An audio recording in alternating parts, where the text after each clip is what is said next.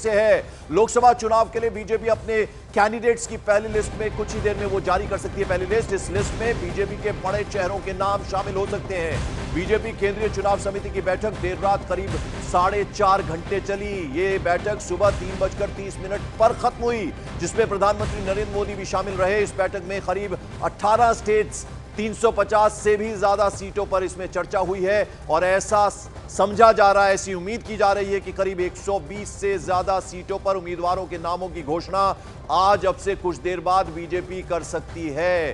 तो ये आपको बता दें कि इसमें प्रधानमंत्री नरेंद्र मोदी और गृह मंत्री अमित शाह का भी नाम आ सकता है और उसके अलावा कई और चेहरे भी इसमें सामने उनके नाम आ सकते हैं। तो 100 से 120 उम्मीदवारों के नामों का ऐलान हो सकता है, लेकिन अब देखना होगा कि आज ये लिस्ट आती है या ये लिस्ट कल आती है। कल देर रात तक सीईसी की बैठक चली और इसमें कई उम्मीदवारों के नामों पर मंथन हुआ है और युवाओं को तरजीह दी जाएगी, इस तरह की बातें आ रही हैं, महिलाओं को तरजीह दी जाएगी। और बीजेपी की जो पहली लिस्ट है, संभावित लिस्ट है, उसमें अब आपको बता दें कि बड़े दिग्गजों के नाम होंगे। अभी 3 तस्वीरें आपके सामने इस वक्त हैं। पहली तस्वीर रात 11:15 बजे की है, जब प्रधानमंत्री नरेंद्र मोदी केंद्रीय चुनाव समिति की बैठक में पहुंचे थे।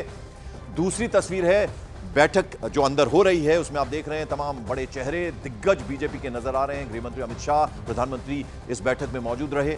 और तीसरी जो है तस्वीर, उसमें आप देख रहे हैं कि जब 4.5 घंटे की ये बैठक चली, उसके बाद प्रधानमंत्री नरेंद्र मोदी जब वहां से बाहर निकले तो ये उसकी तस्वीर है। तो आप समझ सकते हैं 4 घंटे तक ये मैराथन बैठक चली है और आज ऐसा उम्मीद किया जा रहा है कि कुछ ही देर में बीजेपी की पहली उम्मीदवारों की लिस्ट आ सकती है। बीजेपी केंद्रीय चुनाव समिति की बैठक में क्या क्या हुआ, किस राज्य के लिए क्या स्ट्रेटेजी, क्या रणनीति बनी, आइए जरा अब आपको एक एक राज्य की डिटेल जरा बता दें कि किस तरह से ये पूरी स्ट्रेटेजी बनी है। तो उत्तर प्रदेश में क्या रणनीति है, सहयोगी दलों के लिए 6 सीटें छोड़ सकती है बीजेपी।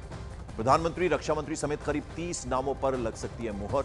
उसके अलावा पश्चिम उत्तर प्रदेश की बात करें, वेस्टर्न यूपी जो है, उसकी ज्यादातर सीटों पर नाम फाइनल हो गए हैं। तो ये तो रही बात उत्तर प्रदेश की। अब जरा तेलंगाना की बात करें, तेलंगाना की क्या स्ट्रेटेजी। तो 3 सीटिंग जो एमपीज हैं उनको दोबारा एक बार टिकट मिल सकता है, दोबारा मौका मिल सकता है। जी किशन रेड्डी, बंडी संजय कुमार को मौका मिल सकता है टिकट, साथ साथ अरविंद धर्मपुरी को भी दोबारा मौका मिल सकता है। और पहली सूची में 4-5 उम्मीदवारों की घोषणा हो सकती है। ये बात रही तेलंगाना की। एक एक करके सिलसिलेवार तरीके से हम हर स्टेट का आपको बता रहे हैं कि क्या कुछ हुआ, क्या क्या स्ट्रेटेजी बनी। पश्चिम बंगाल की बात करें, बहुत इंपॉर्टेंट स्टेट है बीजेपी के लिए, वहां की क्या स्ट्रेटेजी बनी। आधे से ज्यादा मौजूदा जो एमपीज हैं उनको टिकट मिल सकता है। जगन्नाथ सरकार, लॉकेट चटर्जी को मौका मिल सकता है। दिलीप घोष और सुकांतो मजूमदार, उनको भी पार्टी मौका दे सकती है, इनको टिकट देगी। भोजपुरी अभिनेता पवन सिंह को आसनसोल से टिकट मिल सकता है। तो ये हम सिलसिलेवार तरीके से आपको एक एक प्रदेश के बारे में बात बता रहे हैं। मध्य प्रदेश की बात करें, वहां की क्या स्ट्रेटेजी, वहां की क्या रणनीति बनी। तो सभी 29 लोकसभा सीटों पर इस बैठक में चर्चा हुई, जिसमें छिंदवाड़ा, कमलनाथ, जब ये अटकलें लग रही थी कि बीजेपी में शामिल हो सकते हैं, लेकिन जब वो नहीं आए बीजेपी में, तो अब वहां काफी इंपॉर्टेंट है छिंदवाड़ा, उसके लिए खास स्ट्रेटेजी बनाई गई है। शिवराज सिंह चौहान को विदिशा से मौका भी मिल सकता है। तो ये पूरी स्ट्रेटेजी हम सिलसिलेवार तरीके से आपको बता रहे हैं। और हमारे साथ अमित हमारे सहयोगी हैं। अमित, अब कितनी उम्मीद, ऐसा लग रहा है कि आज ये लिस्ट आ जाएगी? देखिए, संभावना ये भी है कि आज की जगह ये लिस्ट कल आ सकती है, लेकिन जैसा कि हम जानते हैं कि बीजेपी एक अंतिम पत्ते जो खोलती है जब समय आता है तब, तो हमें इंतज़ार ही करना पड़ेगा। लेकिन जो बात आप ये कह रहे थे कि लबो लबाब पूरा किस तरीके से बीजेपी इस चुनावी समर में उतरेगी, पहली जो ये सूची है ये उस बात का एक छाया होगी, उस बात की का एक इमेज होगी। क्योंकि अब जिस तरीके के उम्मीदवारों का यहाँ पे चयन होगा, जो खुलासा होगा, ये आने वाले दिनों में अन्य उम्मीदवारों को भी इसी पैटर्न पे उनका सिलेक्शन होगा। और जो बीजेपी के जो हारी हुई सीटें हैं उन पर सबसे ज्यादा यहाँ पर ध्यान दिया गया है और खुद पीएम मोदी की निगरानी में एक एक नाम का आकलन कर, उसके बारे में चर्चा कर, कमेटी से रिपोर्ट लेकर तब उस नाम को फाइनल किया गया है। बिल्कुल। तो मॉर्निंग प्राइम में हम आपको बता दें, हम एक्सपर्ट को बुलाते हैं, जो राजनीतिक विश्लेषक है उनको बुलाते हैं। राहुल महाजन हमारे साथ हैं। राहुल, प्रधानमंत्री एक टारगेट फिक्स कर देते हैं, इस बार उन्होंने नारा दिया है 370 का, ना कम ना ज्यादा। तो एक बड़ा चैलेंज है, उससे कैसे निपटना है, तो क्या इसको लेकर भी स्ट्रैटेजी बनी होगी इसमें? देखिए, बिल्कुल बनी होगी, क्योंकि जो प्रधानमंत्री का रिकॉर्ड है वो ये है कि वो जो भी कहते हैं उसको लास्ट तक फॉलो करते हैं, फॉलोअप उनका बहुत अच्छा रहता है। तो ये जो स्ट्रैटेजी उन्होंने बनाई है 370 की, उसको लेकर उन्होंने फॉलोअप भी किया होगा। देखिए, अगर हम बीजेपी के पिछले सारे जो घटनाक्रम है उसे देखें तो बीजेपी 160 लगभग ऐसी सीटें हैं या जो तो उन्होंने या तो हारी थी या फिर उनका मार्जिन कम रहा था उन सीटों पर, उन पर बहुत ज़्यादा कंसंट्रेट करें, जैसे कि आपके संवाददाता भी बोल रहे थे।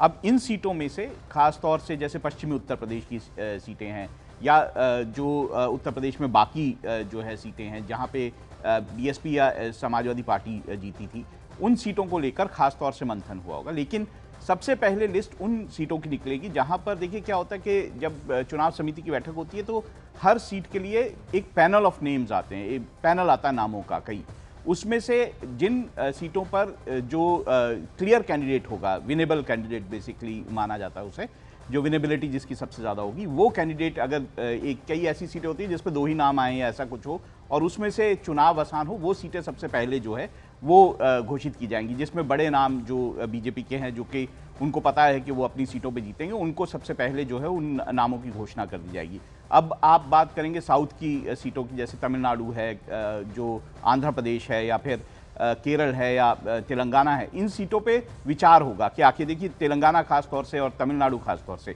मैं आपको उस साइड पहले ले जाता हूँ फिर इधर आ जाऊँगा। तमिलनाडु और में बीजेपी को लगता है कि वो बहुत अच्छा कर सकते हैं कि अन्नामलाई का जो वहाँ एन मक्कल करके जो एक कैंपेन पूरा चला था, हमारी ज़मीन हमारे लोग, इसका मतलब है ये कैंपेन है बहुत ज़्यादा जो है उस प्रभाव उसका दिखाई देता है। ख़ास तौर से जो रामनाथपुरम के आसपास की सीटें हैं या फिर कन्याकुमारी की आसपास की सीटें हैं, ये या फिर हम कहें कि जैसे मदुरई की जो सीट है या 1-2 और सीटें मैं बोल सकता हूँ, लगभग 7-8 सीटें हैं जहाँ पे बहुत ज़्यादा कंसंट्रेशन रहेगा। इसी तरह से केरल में अगर हम बात करेंगे तो सुरेश गोपी और अनिल एंटनी के जरिए, सुरेश गोपी वहाँ पे एक्टर हैं जिनको जो माना जा रहा है त्रिशूर से उनको टिकट मिलेगा, और ये भी मैं एक और आपको बोल दूँ कि वहाँ पर जो अनिल एंटनी है जो ए के एंटनी के बेटे थे वो बीजेपी में है, तो उनके जरिए वो साधने की कोशिश की जा रही है वहाँ सीटों को। अगर बड़े नामों का जिक्र कर रहे हैं राहुल आप, तो मैं ये भी जानना चाहूंगा, इस बार कुछ इस तरह की भी खबरें हैं कि एस जयशंकर, निर्मला सीतारमण, चूंकि राज्यसभा से आते हैं, बड़े मंत्री हैं, बड़े चेहरों की बात हो रही है, तो इन्हें उतारा जा सकता है? बिल्कुल बात हो रही है, जैसे सीतारमण जी की बात हो रही है, तो वहाँ 2 चीज़ें हैं। वे वैसे तो तमिलनाडु से आती हैं, तो तमिलनाडु से लगी हुई एक और सीट है, वो है तिरुवनंतपुरम की। वहाँ पर माना जा रहा है कि वो भी एक सीट हो सकती है जहाँ पे निर्मला सीतारमण को टिकट दिया जाएगा। इसके साथ जो चंद्रशेखर हैं उनको, राजीव चंद्रशेखर, उनको भी वो केरल से लड़ाने की बात है और हो सकता है उनको भी टिकट देखने को मिले। बीजेपी के अंदर ये एक राय बन रही है कि राज्यसभा से जो आए हुए सांसद हैं क्या उनको भी टिकट देकर जो है लोकसभा के चुनाव लड़ाए जाएं, ये एक बात हो रही है क्योंकि उनका अपना नाम है, उससे बहुत प्रभाव हो सकता है। जैसे अब दिल्ली की सीटों की बात करें तो दिल्ली में माना जा रहा है कि 3 सीटें लगभग ऐसी हैं जिसमें आप चांदनी चौक की सीट मान लीजिए, आप उसमें गौतम गंभीर की जो ईस्ट दिल्ली की सीट है और हंसराज हंस ये जो नॉर्थ वेस्ट दिल्ली की सीट है, इसमें माना जा रहा है कि यहाँ पर कैंडिडेट चेंज होंगे। खास तो ये जो चेंज होगा इसका क्या कारण है? परफॉर्मेंस? इसमें बेसिकली देखिए विनेबिलिटी देखी जाती है और जो कैंडिडेट होता है उसकी पास्ट परफॉर्मेंस देखी जाती है, दोनों ही चीज़ें देखी जाती हैं। फिर जो फीडबैक का सिस्टम है बीजेपी का, बहुत ही निचले स्तर से जो है फीडबैक लिया जाता है, वो वहां पर उनके अपने लोगों राहुल, एक बहुत इंपॉर्टेंट जगह है वो है छिंदवाड़ा, क्योंकि कमलनाथ बीजेपी में आएंगे, इस तरह की अटकलें थी लेकिन वो अटकलें ही रह गई, तो वो उस पर भी खास फोकस रहेगा। मध्य प्रदेश की छिंदवाड़ा बहुत इंपॉर्टेंट है बीजेपी की। बिल्कुल, एक ही सीट ऐसी है मध्य प्रदेश में जो कि बीजेपी नहीं जीत पाई थी, वो है छिंदवाड़ा की सीट। छिंदवाड़ा की सीट हमेशा बीजेपी के लिए मुश्किल रही है। जब प्रधानमंत्री मोदी की लहर भी चलती रही तब भी छिंदवाड़ा की सीट जो है वो कांग्रेस जीतती रही कमलनाथ और उनके परिवार के कारण। तो मुझे लगता है कि इस सीट पे खास तौर से कंसंट्रेशन किया जाएगा। यही कारण थी जब बातचीत शुरू हो गई थी कि कमलनाथ हो सकता है बीजेपी में आ जाएं, लेकिन बीजेपी में अंदर विरोध हुआ था इसलिए वो आ नहीं पाए थे, तो ये भी बात हो रही है वहाँ।